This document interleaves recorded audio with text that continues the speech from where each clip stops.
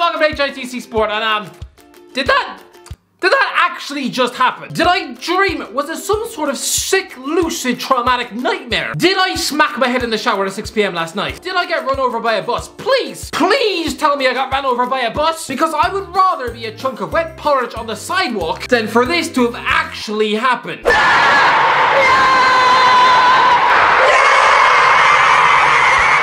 Football is coming home! Sit down, Ireland and Scotland and everybody else who wants us not to do it! I am sitting down. Sitting down and feeling like I just walked into my granny in the shower. Feeling like I've just been told I'm going on a family trip to Blackpool. Feeling like I've just been forced to marry my aunt on a desert in Saudi Arabia. By the way, before we start this video, I put out a tweet saying that I want to get a football YouTube 11-a-side match either in August or September. Let me know if you're a football YouTuber out there and want to play. Just let me know in the comment section below and I'll get on to you. England are in a major final. Tell me, how does it feel? Because it's something I sure as hell will never experience. No, not as long as you keep nicking our best players. But yeah, okay, fine, let's try and do this again without the bitterness.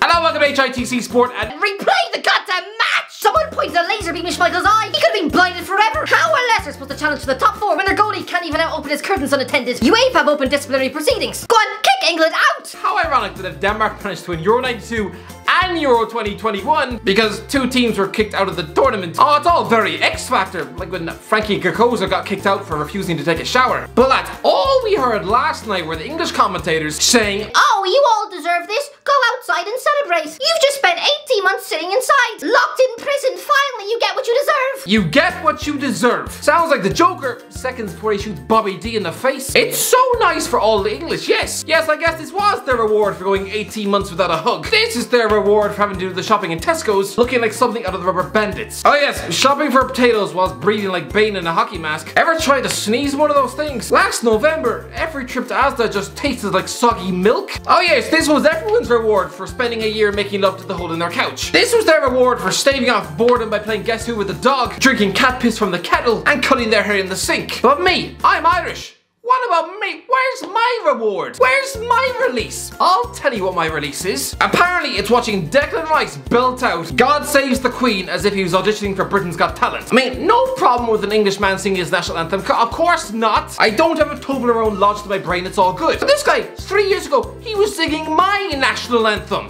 Or at least pretending like he knew the words. He was asked in a pre-match interview before the match, did he have any doubts about getting this far in his career? And he looked the man straight in the face and said, no. No, I always believed in my ability that I'd make it this far. Oh, did you balls? Is that why you jumped at the chance of 3 Ireland caps? I'm sorry, no, it's like at a Hollywood press junket. Some reporter asking Brad Pitt if he knew that he'd always marry Angelina Jolie. Oh yeah, is that why you spent your mid-20s proposing to Rachel from Friends? You already made your commitment to someone else. Lads, right now we have a 20-year-old midfielder who's just swapped Bayern Munich for Sevilla. And considering our midfielders usually start off their careers at St. Pat's or St. Kevin's, then this guy sounds exciting. His name is Ryan Johansson.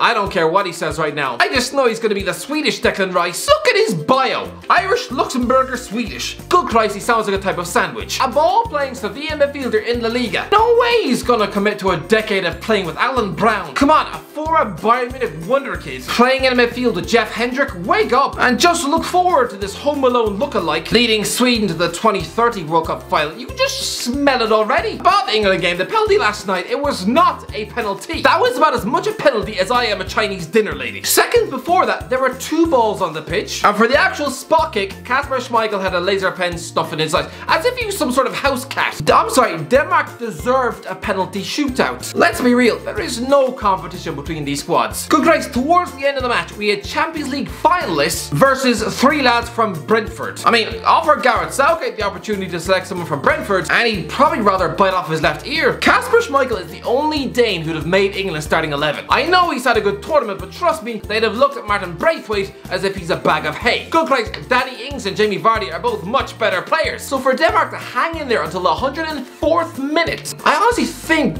They deserved a crack at penalties. And can you just imagine if Denmark had won this match? Poor old Sir Gareth Southgate would have been chased out of London by an angry mob. Good Christ, they'd probably be throwing leftover ham sandwich at his car for the rest of his days. But let me just say, England deserved the win. Southgate managed the game perfectly. You'd essentially just Croatia'd your way to victory. Like in 2018, a stunning free kick was arrowed into the top corner. And let's be honest, that was the moment of the summer peak for England. But nobody has ever given a second thought to how the Croatians were feeling in that moment, when a Tottenham right back stuck a 25-yarder into the top bins. Probably how you all felt for 9 minutes last night. You know, on the verge of coating your pants in last night's shepherd's pie. But to be fair, you forced the own goal. People moan about how Raheem Sterling only ever scores tap-ins. Well, he didn't get on the score sheet, but he might as well have, because his presence at the back post forced Simon Kerr to intervene. And then he won the penalty. Yes, it was soft, but the man utterly ran the show. And this is a guy off the back of a 49-game season for Man City. He was the one being criticised before the tournament, and now he's probably been the player of the tournament. Imagine predicting that back in 2015, when everyone thought he was an overpriced, inflated balloon ego about to become the next Jermaine Pennant. I washed up at 26 and begging Jeremy Kyle to give him the time of day. I mean, Christ above, when he was involved in that Iceland mess in 2016, after a difficult debut season for Man City, he could very easily be written off as the next Theo Walcott.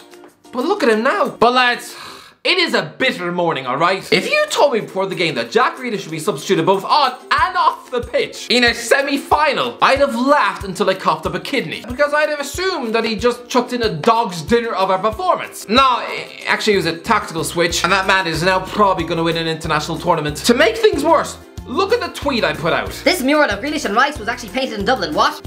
Yeah, apparently it's a Paddy Power stunt. While they're planning to donate €10,000 to Irish grassroots football for every goal England scored at the tournament. Oh yeah, and 20,000 for every goal scored by either Grealish or Rice. Now on one hand, fair play, yes. It's advantageous for Irish grassroots football. In this case, fine. Let us trounce the national dignity of our country and spend 2 weeks cheering on treasonous snakes down the pub. Or, if you truly cared about Irish sport, Paddy Power, you would just donate the money anyway, without forcing us to cheer on the same two men who showed us the same respect they showed lockdown rules last summer. Sorry lads, this doesn't wash well for me. This is like turning up to a shelter home for mistreated children and promising to buy them home-cooked meals, only if they first give their creepy stepdad a hug. You know what, I'm just gonna transport back in time to a safer time, back in October 2014. Let me just bask in this for one last time. Jack Grealish poised to commit to Ireland's senior squad.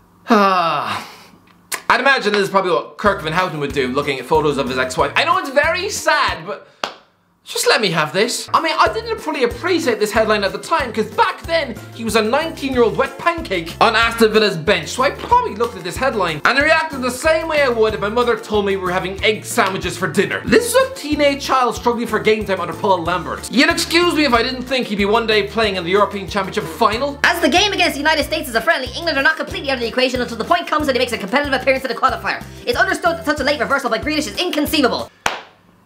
Inconceivable! Well, look at it now! How inconceivable is it? It's not exactly a pair of busted ovaries now, is it? The 4-month gap will afford Grealish the platform to convince O'Neill of his readiness for inclusion in a squad already top-heavy with wide men. So, I'm sorry, top-heavy? What, as if there wasn't any room for him at the end? Top-heavy with what? Aidan McGeady, Anthony Pilkington. Whoa, why didn't we just cap him and trap him? Just make him a permanent Irishman. Before that FA Cup semi-final in May 2015, when the English FA finally woke up and smelt the talent. Let's be honest, Roy Keane being employed by Aston Villa was a weird one. I'm half convinced the FBI sent him as an undercover spy to try and keep Grealish on side, but no. Instead, a man who'd arguably have been our most naturally talented baller since Damien Duff is probably going to win Euro 2020 as a bit part English player. Doesn't that just make you sick to your gills? Lads, let's be honest, our Ireland team is largely just utter wet mucus and stumble to defeats against Luxembourg and go 9 hours without a goal. It is depressing, but don't forget, we were still just a penalty shootout loss against Slovakia and a potential playoff final versus Ulster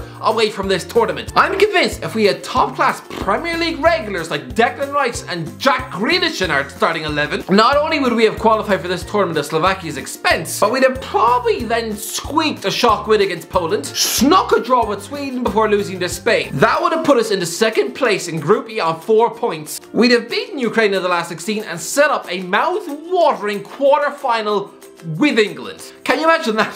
Declan Rice up against Calvin Phillips. Jack Grealish sizing up Kyle Walker in a one-on-one. Honestly, who knows?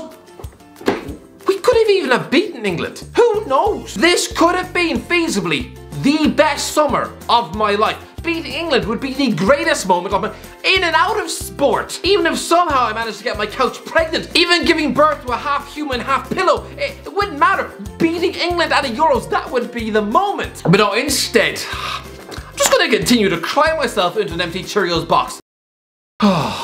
Anyway, that's the end of it. If you enjoyed the video, don't forget to like, subscribe, and as always, I'll talk to you in a while.